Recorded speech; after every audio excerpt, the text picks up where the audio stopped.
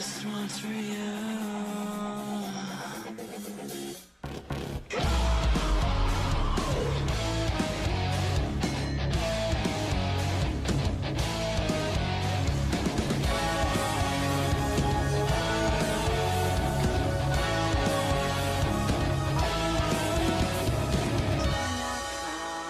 The perfect way. You no longer exist. You're no longer in my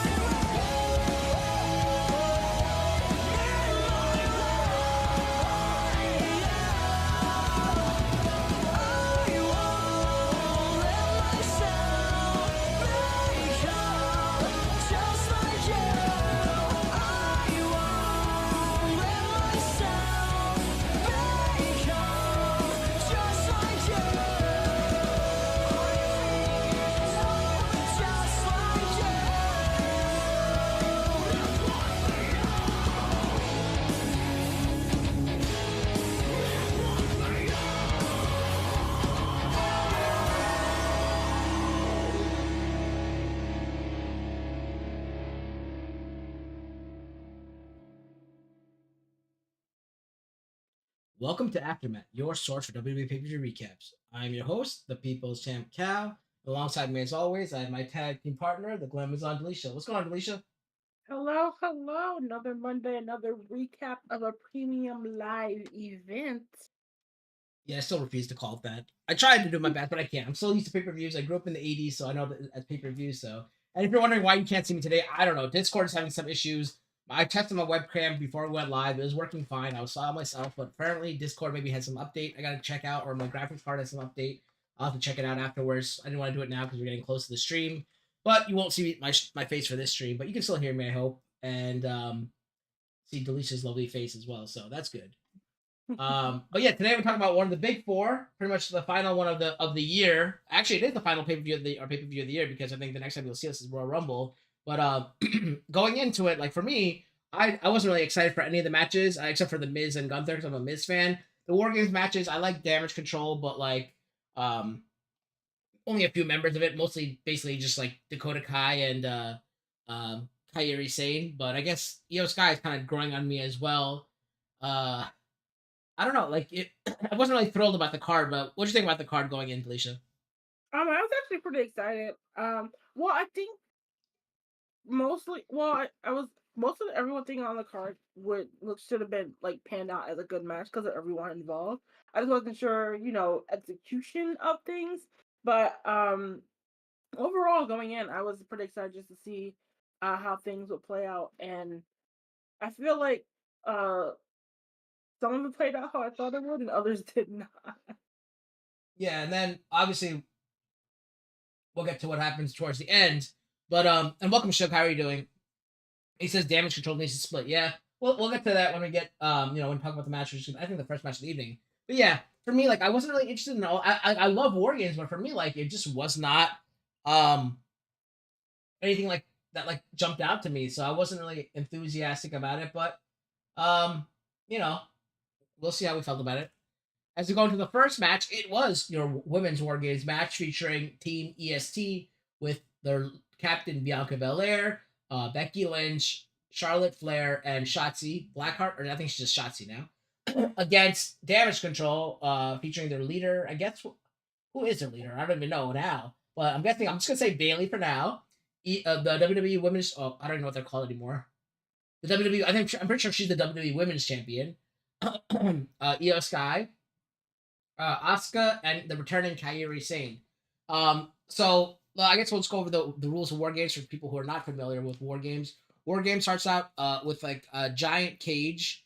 Giant cage just lower down between over two rings that are connected side by side.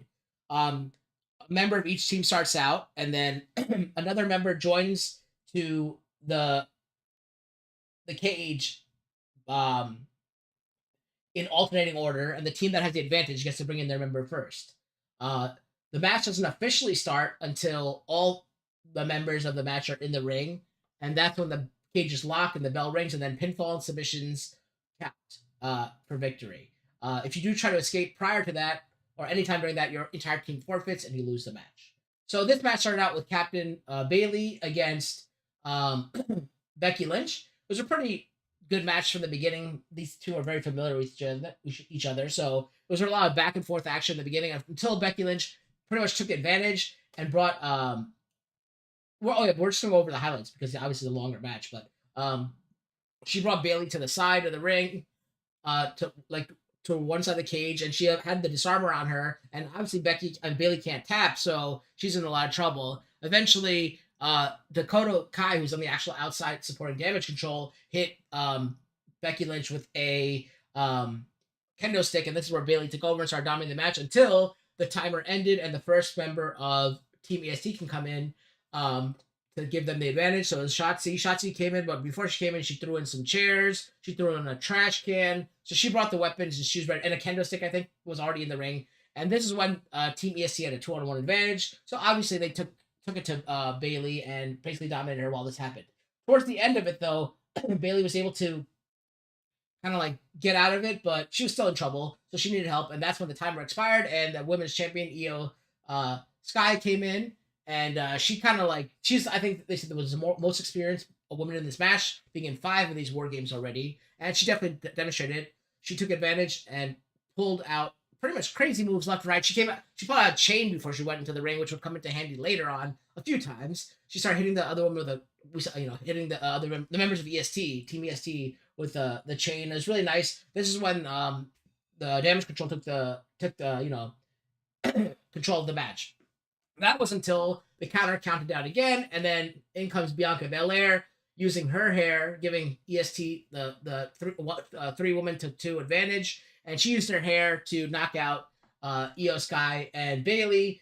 And this is when all 3 women pretty much dominated the match for EST until the timer went off again, and in came Kairi Sane very slowly, methodically to the ring. And everyone's excited because she went underneath the ring and went deeply under the ring, only to bring out a giant trash can lid, which is kind of stupid. She came in and started hitting people with that left and right. There were some good moments with some good tag team moves with Kairi Sane and Io Sky, where they buried. I think they buried Shotzi under chairs, and then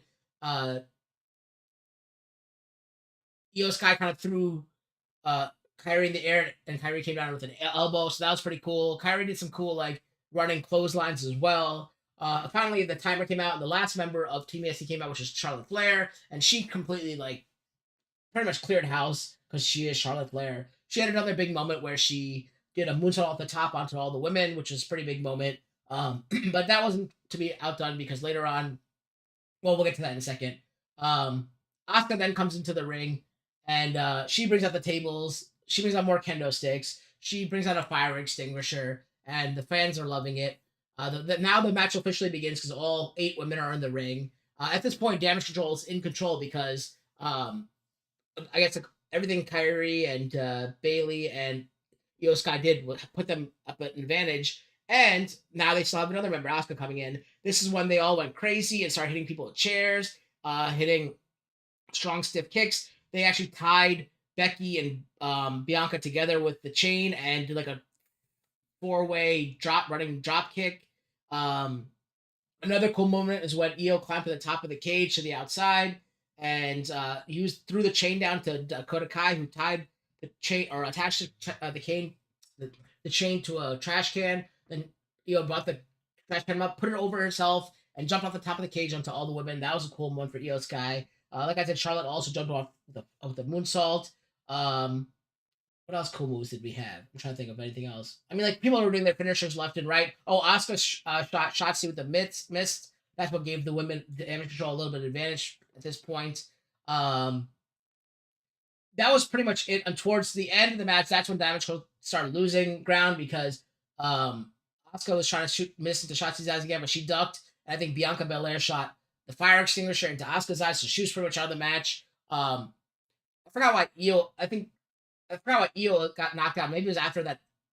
I mean, I think she definitely got hit in the head with the Charlotte's knee on the moonsault. I saw that, so that might have been she was completely out of the match. She was kind of resting for the rest of the match because she probably got concussed. But at that point, Charlotte went for a spear on Bailey. Bailey pushed spear on Kyrie, but Bailey pushed her out of the way and took it for her. Then she got like Shotzi's finisher move, which I don't even know what the hell it is. And then she got a KOD, and then she got put on the table and or put on the turnbuckle with Becky Lynch and got manhandle slammed through the table. And then they pinned her for 1, 2, 3. So Bailey ate the pin as you would expect because she's kind of like looking like she's going to be taken out of this group. But yeah, it was a good match. I thought like this was, in my opinion, the best match of the night. The women really put it out. I don't know why there's only 4 women as opposed to 5. I think it should have been 5. But it was a really good match. Like I always say, it gets sloppy when there's more than 2, 3 people in the match, especially with the women's matches. But this was a great match. Like I said, probably the best match of the night in my opinion. They really used all the weapons. I love the Io Sky off the top with the trash can. Charles Flair's moonsault looked great, but I think she literally killed Io Sky with the knee to the head. If you watch it again, that 4-person running dropkick was pretty cool. Using the chain to bring up the weapon was cool. There's some really good spots in there. One thing I don't get is why the fans are always so crazy about tables. I don't know why. Like I think a ladder is cooler. Even chairs are cooler, but for some reason they love tables because they want to see it break. I don't know. Delisha, what do you think about this match? Yeah, I think for the tables, I think that's just mainly like one of those tradition wrestling things that the fans are just going to shout for. Whether it's warranted or not, I think it's just more like this is what we do when a table comes out. But yeah, I also really enjoyed this match. I think this might. I'm still torn between if this is my favorite women's War Game match or it's a toss up between this one and then the first women's War Games match on NXT that was really good too. So I gotta go back and forth on which one I might like better. I'll probably make that decision down the line. But yeah, Is that the one with like Cora Jade and everybody, or is there one before that? no, that was the one with Rhea and it was Dakota Kai until she turned to her partner. Oh, is that what she beat up Tegan Knox inside the cage? Yeah. Okay. Yeah. That was when Rhea was starting to really gain her popularity as a face in NXT. And then Shayna Baszler was like the ultimate like heel at that point. But yeah. This match was really good.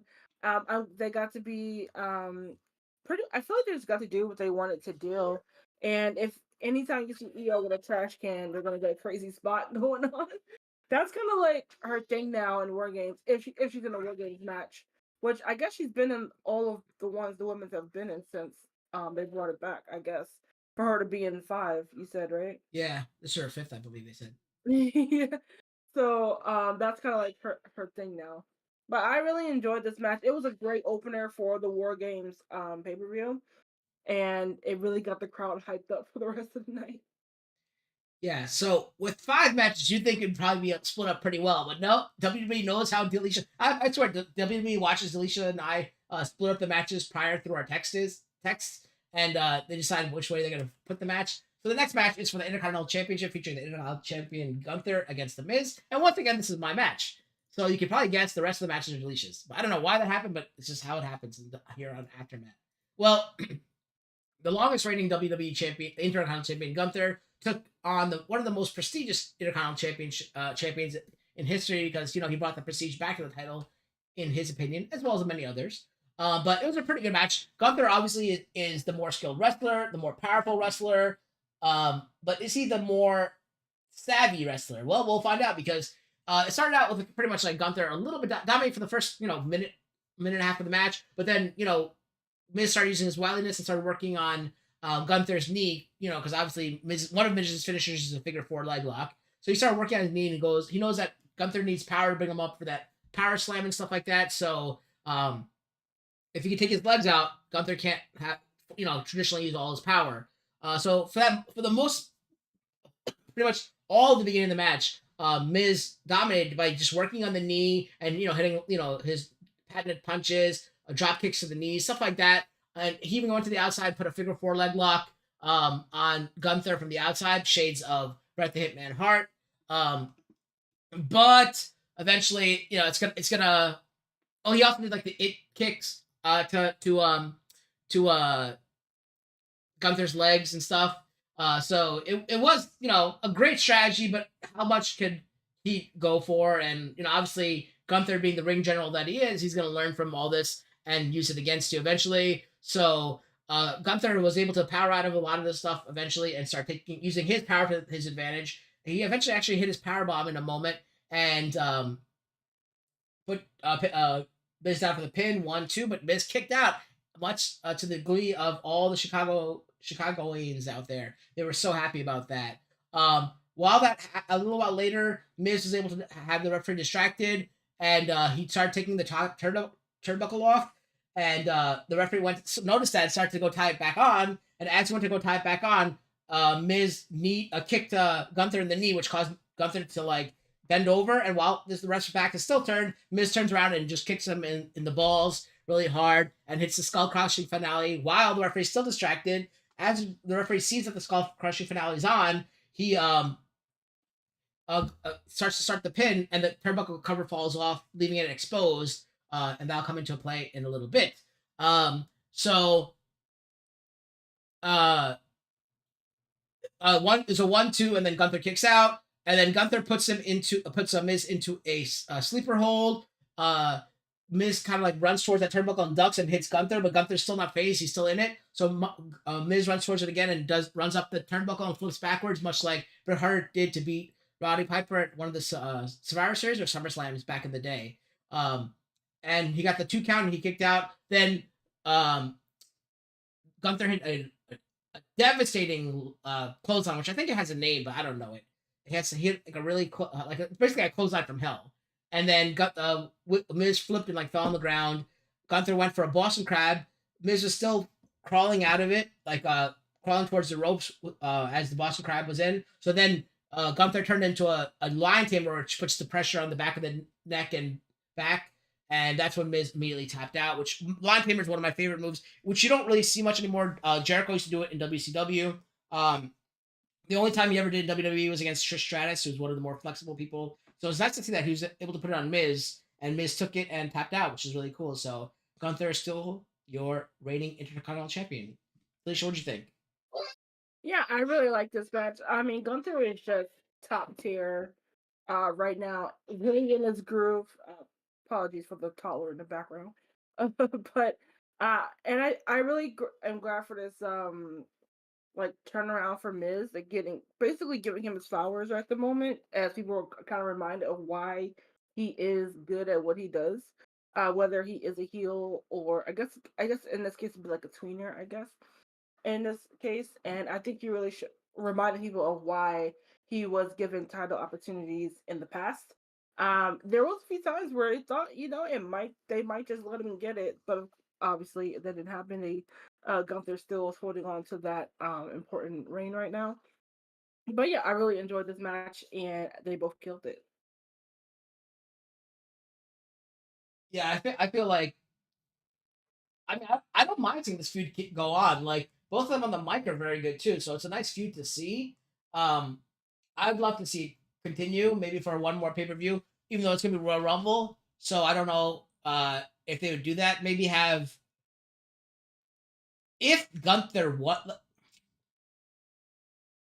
I don't know how I was gonna say like you can't have Gunther win the Royal Rumble if Miz eliminates him in the Rumble and then they fight at WrestleMania. Because I was like, maybe he could lose to Miz earlier on in WrestleMania, the Intercontinental Championship, but then win the main event of WrestleMania and become the champ. Like as Gunther could lose the Intercontinental Championship and win the World Title later on that night, kind of thing. That'd be kind of cool. I don't know if I don't, unless I don't know when Money in the Bank is, if it's before WrestleMania or not. But if it is, they could technically do that. Oh, you're on mute, so I couldn't hear.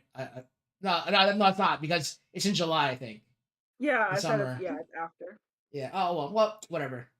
Somehow, I don't know. Whatever. Unless he beats Damien. No, what's his name? Damien Priest for the Money in the Bank briefcase. That'd be kind of cool. I don't know. Anyway, next match is supposed to be Santos Escobar versus Rey Mysterio, but Rey Mysterio got hurt. So then it's supposed to be Santos Escobar versus Carlito, but Carlito got hurt. So now it's Santos Escobar versus Dragon Lee. Alicia? Yeah, in which he really tried to hurt him too. Oh yeah, it was.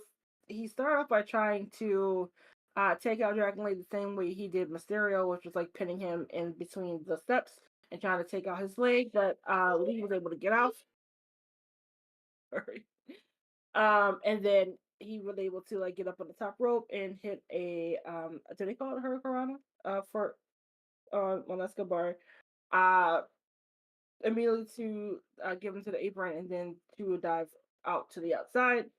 And then basically it's like if you've ever seen any type of luchador match, it kind of just like that of just big spot moves, or fast hitting like hurricanes all over the place. Uh,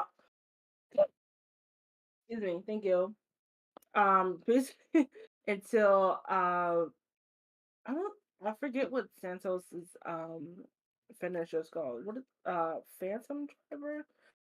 Like when he couldn't get him into submission, he pretty much kept trying to beat him down until he can get him into that. He's not on the couch, and I was like, oh no, but we're fine.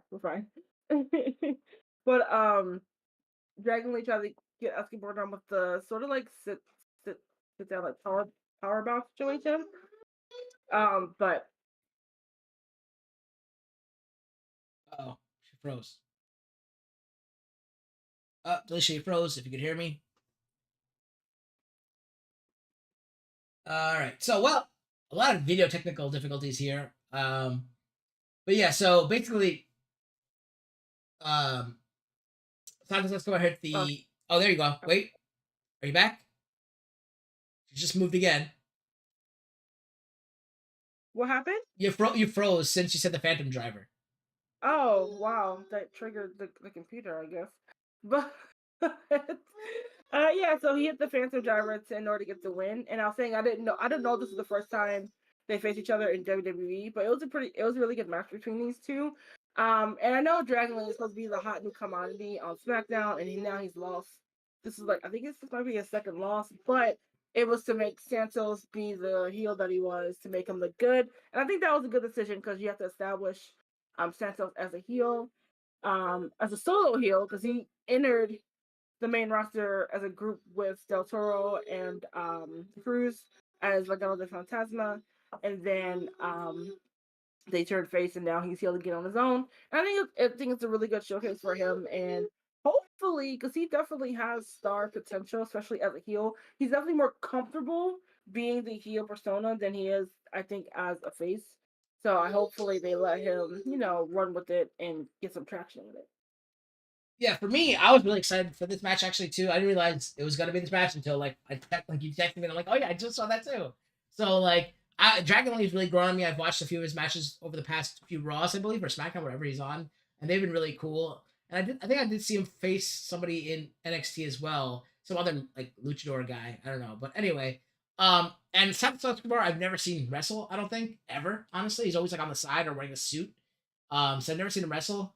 So I was excited to see how they do. So it was a good match. As expected, a nice luchador match. I kind of want to see the match go a little bit longer. I don't mind seeing this feud go a little longer. Um, and I don't know like what else they could do. I don't know if Andrade might come back or not because he reminds me of Andrade a lot. And one of the best matches they say in history of WWE NXT is the Andrade versus Johnny Gargano. I think we were both there for that in Philadelphia, NXT Philadelphia, or was it Brooklyn? One of the two. We were both there. I think it was Philly though. And yeah, like I think like any of those matches, like these luchadors, I want to bring back like cruiserweight division and have it like old school WCW. But yeah, these guys really tore up the house. Like I enjoyed it. I love watching these cruiserweight type matches. So I hope they bring more and this feud doesn't end as well.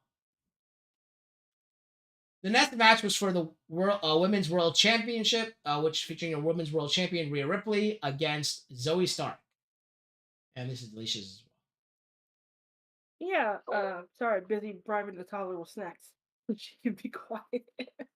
So yeah, immediately, I think most of this build-up has been a lot more talk, whereas this match immediately was just a straight up brawl.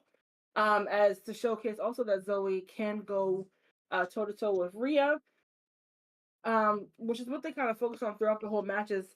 Rhea trying to hit Zoe with all she can, and Zoe being able to be resilient to it and match her like strength for strength.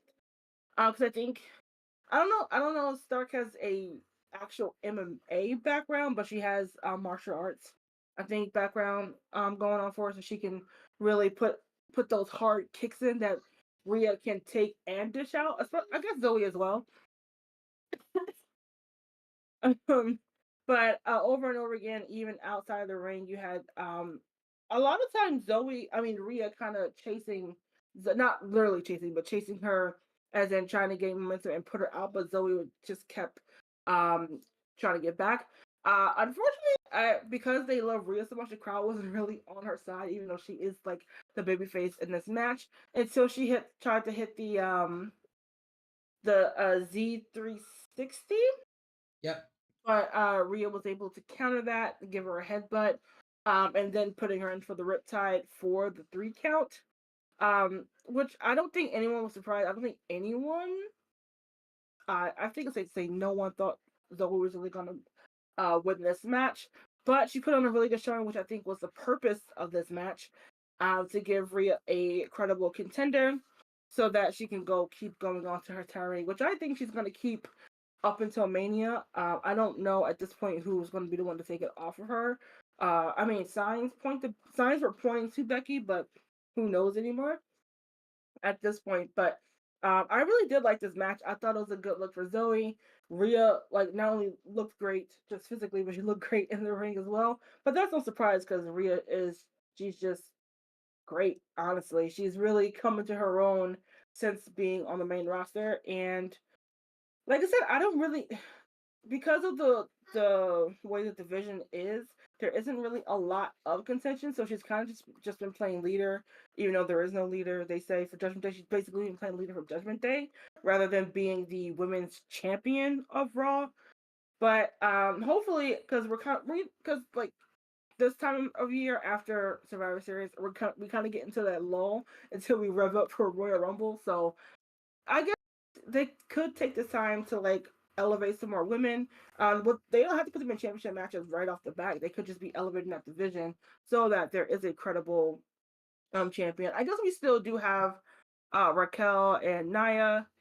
I don't know who else was also in that mix, but do you think we're going back into that, not, I don't want to say downgrade, but into that lull for the women's division where you're like, I don't know who is being played around with besides the usual suspects of like a Becky or okay, really just Becky, honestly. As far as on Raw, I know you keep Well, thinking you discern actually, between Raw and SmackDown, but what I was no, gonna say, is, I don't think it's really low because I think all the best women are in NXT right now.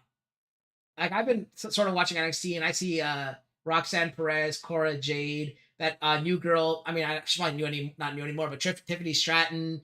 Like, she's really good. She's like a younger Charlotte Flair.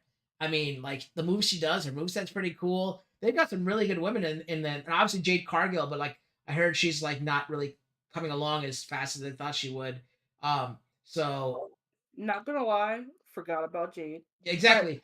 They've been showing her as all this hype because, obviously she came from AEW, but it's like apparently they didn't really train her well enough there. Like, she's not like going through like how the WWE women are trained or any athlete superstar is trained, because how they come through the NXT Performance Center, and it's really like grueling and taxing, and it gets you there. It's really tough, but once you're there, you're there. Like, you can compete anywhere in the world. And I think she wasn't up to that standard, so they're having her slowly go through the progressions there. But after the women's division and on the main roster, I don't, it's the same old song and dance like we always say. Becky, Charlotte, Bayley. Well, not Bayley right now, but Asuka. It's the same people. I'm tired of it. Zoe Stark, she came out of nowhere. I thought she was still feuding with Trish Stratus or whatever. So who knows what's going on? But yeah, I think all the exciting women are in NXT at the moment. Oh yeah, Bianca. If you throw in Bianca, that's another same old song and dance that we're always seeing. So we need some fresh blood or some new like some new feuds, because it's getting kind of boring and stale now. So I want, like, this match I wasn't even excited for, and as I watched it, it didn't spark me at all. Like, there's no moment where I was like, oh, this is cool. Like, I was like, why is there no "this is boring" chant? Like, I actually thought that. I think I said that out loud. Like, why is there no "this is boring" chant? Because this match is awful. And I know they were really trying, and like, I like the Z360 getting reversed. There were some really cool moments, but other than that, this match was like pretty awful in my opinion. So, like I said, I think all the great women are in NXT right now, and I can't wait to see them come up and be the future of this division. Just like when we had that first influx, right? Like, the women's division wasn't really anything for a long time. Like, it was like Natalia and like, I don't even know who else was there. Like, who was there besides Natalia? Tamina and like Naomi, maybe. I don't even know. But then all of a sudden, like Becky, Charlotte, Bailey, yeah, Becky, Charlotte, Bailey, Sasha, Asuka, all these people start Naya, all these people started coming up, and that was like a huge influx, right? And that was when the women's division started taking off. I feel like now it's getting back to that lull again, and we're gonna see that take off when people like Cora, Roxanne. Oh, how can I forget my beautiful Gigi Dolan, all these girls from NXT. When they come up, I think that's gonna be great. I think the men's division is kind of lulling in NXT, but the women are thriving in NXT, and in the it's the other way around in the main roster. That's what I think. Oh yeah, that's really interesting take. Also proud of you for watching NXT. I'm not really watching it. I got it in the background because I had nothing else to do. But So it's on. yeah, sort of. I can't tell you who's. Oh, then the Lyra Valkyrie. Even Becky can't say her name. She said at the press conference. I don't even know her name. The girl who beat me for the thing of Lyra Valkyria, whatever her name is. Yeah. So it's yeah. I'm excited for the NXT women more than I am for the main roster. That's all I'll say. All right, the final match of the evening is the main event, which is the men's War Games match featuring team. I don't know what their names are anymore for the left side of the thing, but the captain Cody Rhodes. What the hell champion is he? World champion Seth Rollins, Jey Uso, Sami Zayn, and possibly Randy Orton because they're trying to call him all week and they haven't got back to him. Against Judgment Day, featuring team leader, I guess Damian Priest is the team leader, even though they say they have no leader. Finn Balor, Dominic Mysterio, JD McDonough, and they added Drew McIntyre. Yeah, well, I guess technically they were saying that Damian was the team captain for the team that night, not just it's not a Judgment Day. But yeah, like you said, they all came out except Orton, who Cody said he couldn't get in touch with him, but knew he would show up when it counted. But of course, that set all the other guys on edge. Not literally on the wrestler edge, but just set them on edge, thinking he wouldn't probably show up. But sorry. But we started off with Rollins and Balor, and immediately Rollins and Balor, they just pretty much renewed their rivalry from earlier this year in that short 5-minute span. And because I think it was Cody's team that had the advantage this time for this match, was it? No. Oh. Because the last person to come out is supposed to be Randy Orton. So the other team had the advantage. Oh, right. Sorry. Sometimes my brain forgot what the advantage actually was in this match. So Rollins was kind of like fighting for desperation before the next teammate would come out, which was JD McDonough, who is Finn's protege, right? That's the one that the one that you mentor, right? That's your protege. Anyway. Yeah. He came out with some kendo sticks before he got into the cage, where they started to rail on Rollins.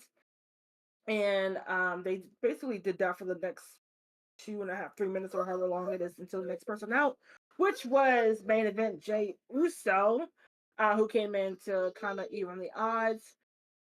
I think, was it him who brought in the chair from the I honestly don't even remember who brought in chairs.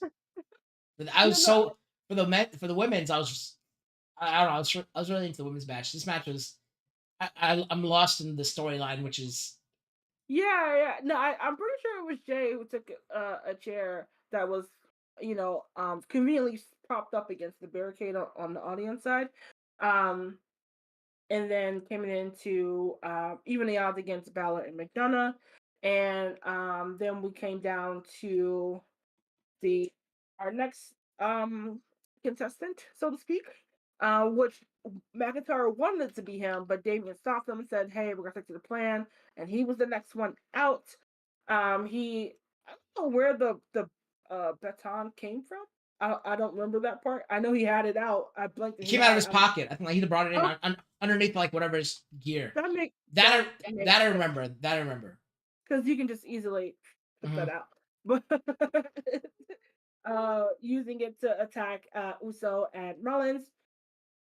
This time because now they have now getting back the advantage. They're in control. Where they basically was working them over with weapons until Mr. Montreal himself, Sami Zayn, came out with his own kendo stick, and I think he hit Finn with the cage door as he like came in, Mhm. which someone has to take that shot at least once in a War Games match or any cage match. I think someone takes a shot like that. That's vintage cage match choreography. For those of you who don't know or haven't seen one before, um, and then he also brought in a table before he got in the ring that he was I don't know if he got a chance to set that up before he was ushered up onto the top rope. And he grabbed. I didn't even know. I don't know why my brain. I'm like, why hasn't no one done this before? He just unscrewed the one of the. I guess you would call it a pipe that helps with on the top of the cage structure. Took one of those off as a weapon and started wailing on Priest. I forget. I think that was the first time we ever saw that in the Warriors match, and I thought that was funny because I was like, why didn't we just think to use pieces of the cage itself as but not too long after that, McIntyre did come through, and he's kind of like I guess he is the strong man of the team, so to speak. Even though we do have Priest as well, and he just rolled through Rollins and Zayn just so he can get to Jey Uso, who was the one who cost. He was the one who cost him his match at Castle Castle, right? It was Jey. Right. Yeah, okay. Because I feel like since all of them were kind of involved in the whole bloodline stuff, I keep forgetting like which bloodline member did what to who. But like, so he wanted to get his revenge. Um, but um, but he's finally able to get Uso was finally able to get a super kick onto McIntyre, and then Zayn and them kind of combined to get a quasi 1D, so to speak, before it was time for Cody Rhodes to come out. And then he just came in running in with a bull rope that was patented, I believe, by his dad coming out. So too much to the chagrin of the audience, they were really proud of that little spot. But this will also lead to some dissent between Rollins and Rhodes as the time would start to come down a bit more, asking if Orton really was going to show up for this match. Okay, sorry. Before everyone's favorite member was left and ready to come out, Mr. Dominic Mysterio was come down and was starting attacking everybody. But soon he found himself cornered by every member of, well, not every member just yet, but of Cody, Jay, Sammy, and Rollins, and all of them just basically stomping him onto the ground before Judgment Day got back involved. One of the I don't know why this was one of my favorite spots, but seeing Priest and McIntyre, just I guess you would call it a triple choke slam, or was it just I think it was just Rhodes and Sami Zayn choke slamming them, and then McDonald hit No, I think it was a triple. oh, okay, that's what I think so. Yeah, I think so, yeah. yeah. I thought that was a really good spot. And then JD come in with the moonsault onto Sammy. And then I think it's called what was it called? The Razor's Edge. That's what Priest hit Rollins with. Yep. Put him through the table. And then we got down to the last 10 seconds for Orton to come out. And they were waiting for him, and music hit, and it was actually Rhea Ripley coming down with a referee with the Money in the Bank briefcase, because that's still in play. Honestly, also didn't even think about Priest doing this during the match, because very rarely, unless you're Seth Rollins, do the briefcase gets into play during a match, usually at the end of someone's match. But he would not get to catch it in again because Orton did finally show up, much to the applause from the arena, because we haven't seen Orton, I believe it's over a year at this point, due to a back injury where he had surgery on it. And coming in before just, I think he was just DDCing everybody. And which came to like another big like social media moment where they all did the we're all members of Cody's team did the hanging DDT off the ropes that Orton does. Of course, we got our vintage Orton call from Michael Cole because you have to get one of those. And then we had a stare down between Randy Orton and Jay. I think storyline wise, once again, it's because of Jay that Orton was taken out. But they kind of had like a look of a nod, like, you know, at this time we're not going to address it.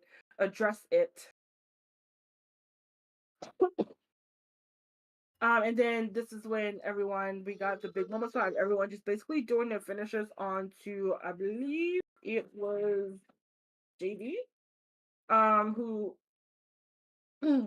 as they had them on, he was actually no, JD was trying to escape the cage, and then he got caught by Zayn, and who then threw him off the top cage for RKO, which was pretty amazing. I guess I don't think we can call this one out of nowhere because at this point we weren't expecting it, so it was just a really cool RKO spot. And then we would have Rhodes. Then he also hit the RKO onto, I believe, Priest, and then Cody gave him the crossroads, which gave him the 1, 2, 3, and the babyface team, again of the War Games match, pulls it off. And in a way, I guess that was kind of expected because we got the return of Orton after being away for so long, and usually when that happens, that they win. So, but all in all, I think it was a pretty good match. I think everyone gelled pretty well with this match as well. We had some really good spots, like I said, with the, I guess, triple clothesline by a double. I don't know the actual name you would say, the technicology you would call it, but that was pretty cool. JD getting RKO off top, thrown up top of the cage. That was pretty fun. I think overall, I mean, I did like the women's one better, but I did pretty much, there was spots of this match to enjoy, and that was it. Nothing else happened at the end of the night, right? Well, yeah. Let me just get my thoughts on the match first. So, I thought it was all right. Like I said, like it was kind of. Like, I hate seeing like stables lose because you know me, I love stables. Seeing Damage Control lose, that was stupid. Especially because they just formed, right? Like they just formed their newer like Damage Control with Asuka and Kairi Sane, right? So I wouldn't expect them to lose. I think that they should have won. They definitely should have won because there was no return really in the women's match, like how there's no returning here. But like a stable is supposed to be a cohesive unit that beats, you know, like that works well together, that can like pretty much defeat. Otherwise, what's the point of the stable? Then you get like 5 random guys getting together and they beat a stable. That's what sucks. And or women or 4 women in the other case. So I really think of the 2 groups, Damage Control should have probably won to show some strength to Kairi, Eos, Sky, because you know your champions on that side. You know, a newer returning Io Sky's on the side. Kairi Sane's on that side. A new returning Kairi Sane's on that side. And then Asuka, who's supposed to be like one of the most dominant women in history of women's wrestling, you know, is on that side. It's just stupid to see Damage Control lose. So Damage Control should have won for this match. Yeah, I guess I see that because Orton returned, it made sense. I knew they were gonna. I honestly I didn't know who had the advantage until the match started, but I was assuming it'd be the Judgment Day because you want Orton to be like, is he gonna come out? Is he gonna come out? And he's gonna be the last guy. And is he gonna come out? Is he gonna come out? And that's what happened. And eventually he came out right before the cash in happened, right? So like Damian Priest is cashing in because Rhea Ripley ran out because everyone's waiting for like the camera is on the entranceway. And you think Randy Orton's going to come out, or somebody else is going to come out, and someone else will come out, and it's Rhea Ripley with the minimally beef craze. Unfortunately, he's not able to cash in because that's when Orton's music hits. So those are some really cool moments as well in the match. I didn't really, you know, besides that Orton RKO off the top, or whatever you want to call it, with JD, that was the only part on the match I really liked besides the fake cash in or whatever you want to call it, or failed cash in. That was it. Other than that, the match I thought was pretty blah. The women's match stole the night for me, in my opinion. I should clarify. The women's War Games match stole the night for me.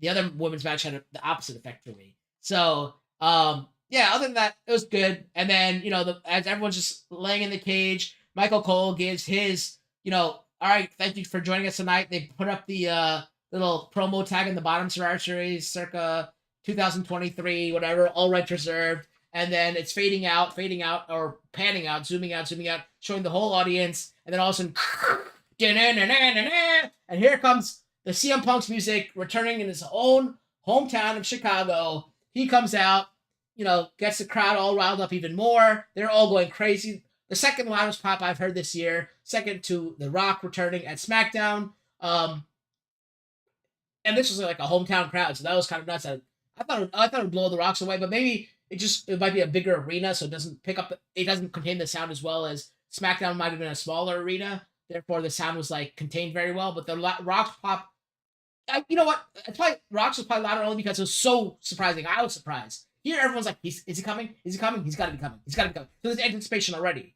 It's not as much as a shock as when something just happens out of nowhere, like what they say RKO happens. Even though it happens, we know it's coming every time. But the Rock's return was more out of nowhere, whereas this was like, he might be coming, but he came back, and it was great. I was so happy because, like, when he went to AEW, I wasn't happy. I know Sky texted me and goes, "Oh man, are you happy? Your boy's back?" I'm like, it's mixed feelings. I'm glad to see him back, but I hate that he's in AEW because, like, I'm not gonna watch it. Even though I love CM Punk, I'm not gonna watch it. Like, it's not for me. And then everything that happened over there led to him coming back here, and that felt like I had that joy again. Like, I actually screamed out like, "Oh!" when he came out, like when I heard his music. So, like, not gonna start rocking my shirts again. Even though I never stop rocking them, I can like wear them, and they'll have some whatever you call it, like context or whatever relevance now that he's back in WWE, and he looks good. He looks a lot better. Like, someone put his AW picture next to this picture. They're like, he de-aged like 30 years because he looks so like unhappy and like with the beard and long hair. Now he looks clean cut and in shape. Like, I don't know. He just looked happy, and they had that moment where like they're showing I sent it in our Twitter chat of him like Seth Rollins getting angry and Randy Orton just waving at him. It's all just work because and Drew McIntyre leaving, like storming out, like it's all work, but it's going well. Like, now we have all these new feuds that can happen that never happened before, and it should be exciting as long as he can. As much as I love CM Punk, he's got to, bring his A game because he can't be like the same asshole that he's always been. I can understand why he left the first time with the whole medical thing now, but now Triple H in the press conference talking about how they touting like now they have better medical stuff with like concussion protocols and all that kind of stuff. They don't joke around with it. They're using Rey Mysterio as an example. Like, he had a whole thing planned out for Rey Mysterio, but as soon as Rey Mysterio got the concussion, he was in the he's supposed to be like one of the major events that pay-per-view card. They had to pull him off of it because of a concussion. So that they're taking it more seriously. So maybe that'll be better for CM Punk because he complained about getting hurt and having to work and not getting the right medical treatment. That was one of his biggest gripes.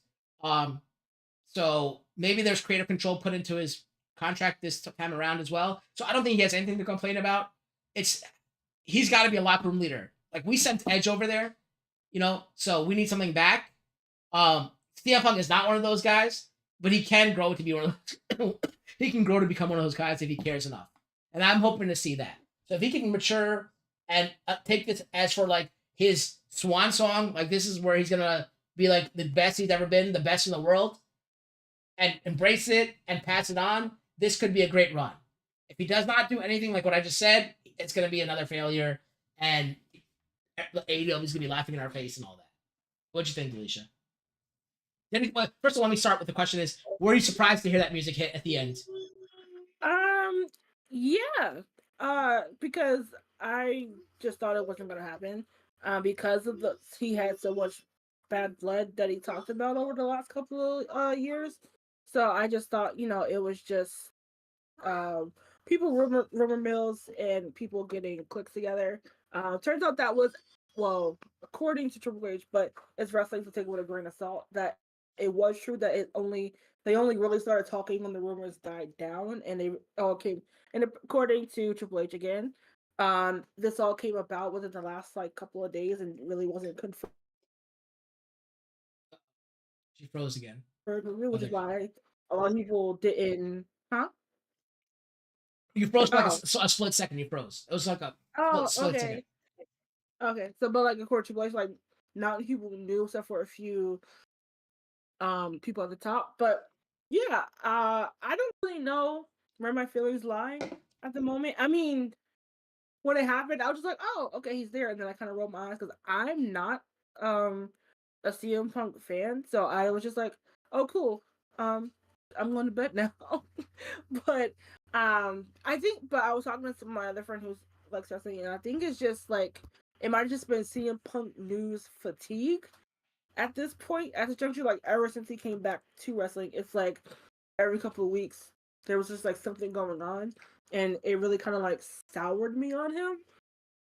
So, but I'm willing to give it a shot to see how he does in being back in WWE, where the roster culture is very different than the AEW culture. So we'll see. Yeah, I also do think the whole Seth Rollins, Drew McIntyre, things being like that vitriol Yeah. was a work, because if you ever like have watched Rollins in interviews, he's like the ultimate professional. Yeah. Now this, if they said this was happening backstage, I might have believed. I would have been like, oh okay, yeah, because he has repeatedly has said like he doesn't think like CM Punk is a fit for wrestling or whatever. But what Rollins is gonna do, he gonna put on for the audience, and he's been very open on Twitter for his vitriol for Punk. So of course that is the reaction Seth Rollins would have if CM Punk came to WWE. So it's very apropos, so to speak. But like yeah, so his first feud has gotta be against like Rollins or Drew, right? Because of the way they reacted. Right? More. I think it's gonna be more. Well, I think they might be saving Rollins for WrestleMania, so I think we'll see their first stare down in the Royal Rumble. Yeah, I mean, yeah, that's a big mark. I guess we'll probably find out tonight, actually. Yeah, but actually, why would Rollins be in the Royal Rumble if he's a champion? Never mind. I mean, Brock did it. Yeah, but that's Brock. I feel like someone else did it too, but I might be wrong. Well, Roman had to go in, and if he lost, he would have lost the title. Remember that? Oh yeah. And then Triple H came out at 30 and threw him out. Good times, y'all. Good times. Yeah, but unless he lost it earlier tonight and then put himself in the Rumble. Yeah. But yeah, I mean, I feel like those are two like ready-made feuds that can go out. So I guess yeah, Drew could be first, and then he let. I mean, I'm not gonna lie, I kind of feel bad for Drew because he's like just getting into like the not second gear or another gear of his character that was going pretty stale, and I think people were like behind it, so to speak. I mean, it reinvigorates his like character, and then here comes CM Punk to overshadow everything else, because like unless this is what drives him into full heel status, because he's not quite heel yet, but he's not, of course, truly face. So I guess this could drive him fully onto the heel side. Well, we can always see. You froze for a second, so we can always see CM Punk win and then face Seth Rollins. I think it'll be like the first time either of them main event WrestleMania. I think, right? I don't know, has Seth Rollins ever main evented WrestleMania? Outside of the cash-in? Yes. I don't know. Because when he was champion, whatever he was, like he always wrestled first, I believe, right? Like when he fought Brock Lesnar that one year, he wrestled him at the beginning of the match. Yeah, that's first night. So this could be the first time either of them main event WrestleMania. Like if Will or somebody was here, they'd know, or Joe. Right. This could be the first time either of them WrestleMania. Yeah, so I think this is set in stone as the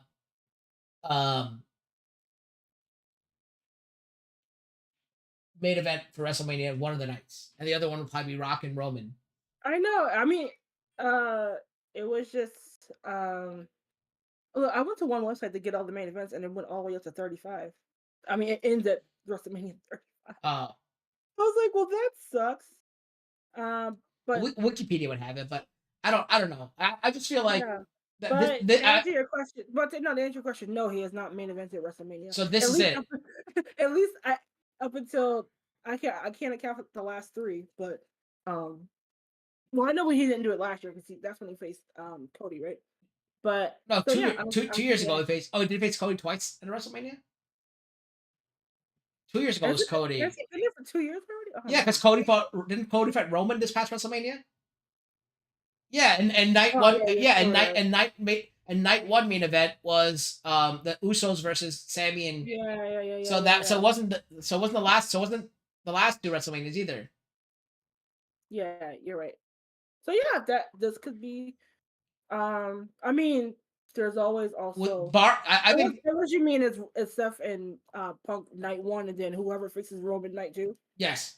Oh, okay. I'm marking it down. Barring injuries, those are the main events for WrestleMania. Oh yeah. Also, Punk is injury prone now. So. Yeah, so barring injuries, that is the main event of WrestleMania. Oh, you know who we could fight? Oh my god, we've been forgetting this whole time. First, Shinsuke. Oh yeah. Well, because in my mind, Shinsuke was going back to stuff, so that's where it was in my mind. But yeah, they can make that work. Yeah, it's gonna be Shinsuke, and then it could be eventually Seth Rollins. I see it. Yeah, I mean he could also. Well, I guess he really wouldn't have beef with Damian Priest, but I mean they can just make it up as wrestling. So I think that's what it's gonna be. It's gonna be Shinsuke, and then eventually Seth. But we'll know tonight when I think he's gonna kick off Raw, and we'll find out. Let's see how he acts. Before we go, I wanted to shout out R-Truth for returning too. Oh yeah, R-Truth. I was so happy about that. Yeah, he is just a delight and also a vampire, but he is just a delight. Yeah, you gotta look at the meme I put in the Twitter chat. It was funny. But yeah, I'm excited to see like his promo tonight. CM Punk, see how he is, see if if he's acting how he acts, or he's got to stir the pot a little bit. But eventually, I think let's see how it goes. We'll give him like a month or two. We'll see it until through Rumble. We'll see how he goes.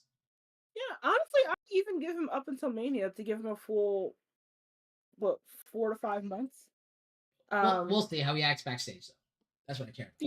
Yeah, but I do think there are a lot more people in line who will keep him in line. Yeah, because they don't. There's not a bunch of yes men for Triple H. And also plus W's a machine, right? They don't care if you don't fit, you're gone. That's it. They don't care because they'll keep churning. They'll make another superstar. Not that they're making CM Punk, but I'm saying like it doesn't matter who it is. Someone else will take the spot because someone always hungry in WWE. Where oh man, do you think we're gonna get Roman and CM Punk again? Again, it happened before. I feel like it did. Oh, wait, when did he leave? 2014, 2013. I think it was like the Shield time, right?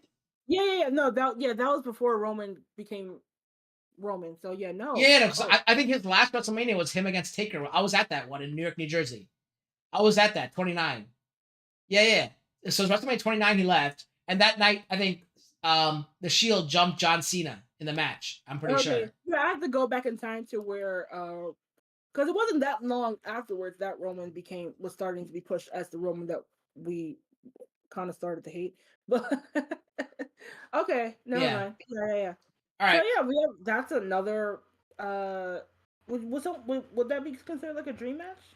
No, because I'd rather see The Rock. Yeah, but no, I don't mean at Mania. I'm thinking about in general terms. Because Roman is very different than when Punk was around as well. So it is interesting to see him play around with some new and older. Yeah. Not old as in like age, but like who are around when he was still there. So it is interesting. As long as he can keep his head on straight and we can stop talking about him every single week that doesn't involve what he's doing in the ring. Right. I'll be happy with that. And Randy Orton did put up saying that he's going to stay for another 10 more years, so we'll see how it goes. Wait, did you say he's going to stay? Randy? Yeah, he as he was walking out of Survivor Series, he said 10 more years, guys, 10 more years. All right, dude. Well, I mean, he got the money to keep himself in shape, so I guess we can't really say he won't. Especially when there's Ric Flair still around, going around half dead. All right. And don't forget, Terry Funk wrestled to like 73, so. All right. With that said, let's go to our finishes. Alicia, your lowest point, your high point, your overall grade. I think I honestly don't have a low point. I really enjoyed this pay-per-view from start to finish. Despite our differences in what we thought about the matches, I enjoyed every single one of them. And I think it really lived up to its moniker of War Games with both War Games. Well, even though I prefer the women's match more than the men's, I still think they both brought it. And I'm giving them straight up A. I really enjoyed it, and this is a pay per view I would go back and watch or just have on like while I'm like doing stuff, which I can't say for a lot of pay per views. Even the ones that I do like, but I really enjoy. I don't know what it is. If it was because I had a couple of days off from work and I was just in a good mood, I don't know. But I really did enjoy this pay per view, and I think everyone, all the matches, start to finish, was a good job. It's a good time all around. Yeah, so for me, we already know the low point was the Zoe Stark versus Rhea Ripley match. The high point was a women's war game match, and I'm going to give it an A minus because I thought it was a very good pay per view aside for that one match, and then obviously CM Punk returned. So I can't give it an A, but I'll give it an A minus because it wasn't perfect all the way through. If that one Zoe Stark match was good, it would have got an A, maybe even an A plus. So I'm going to give it an A minus. February ending the year strong. Yeah. Delisa, with that said, where can we find you, or you have anything coming out before we see you next? Yeah, you can find me on Instagram and on YouTube at Delisha Renee TV, where I post recipes and vlogs. It's just about my life as a first-time mom and just in general of what's going on in life. I haven't posted in the last couple of weeks because life is just lifing right now, and I've been sick. But hopefully we'll get a few videos out during the holiday and then ramp up strong. As you can see, I have a lot to deal with over here. Just come back strong in January. Yeah. As for me, I don't think I'm streaming anything until next year. Probably. I don't think I have any summon sessions. You do know I did run a Genshin summon session at the beginning of this month, I believe it was. So if you want to go back and check that, I pulled for the Hydra Archon in Genshin. So if you want to go check that out, it's available. I don't think I'm going to be streaming any games or anything until then. The next game I'm buying is probably Final Fantasy. I'll decide whether or not I want to stream that. Maybe I will, maybe I won't, depending on how much time I have in the new year. But you guys won't see us until the next year in 2024 for Royal Rumble. That's next time you'll see us here on Aftermath. So we want to wish you happy holidays, happy new year. It's going to be a while till you'll see us, but I hope you guys stay safe, stay healthy, and wish you all the best until next year. Keep fighting the haters and become the champion of your dreams. We'll see you in 2024. Bye.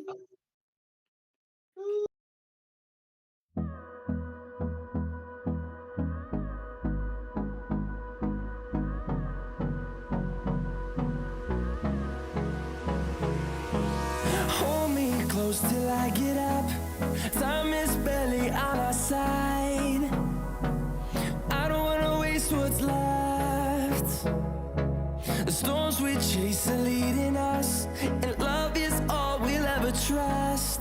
Yeah, no, I don't wanna waste what's left. And on we'll go,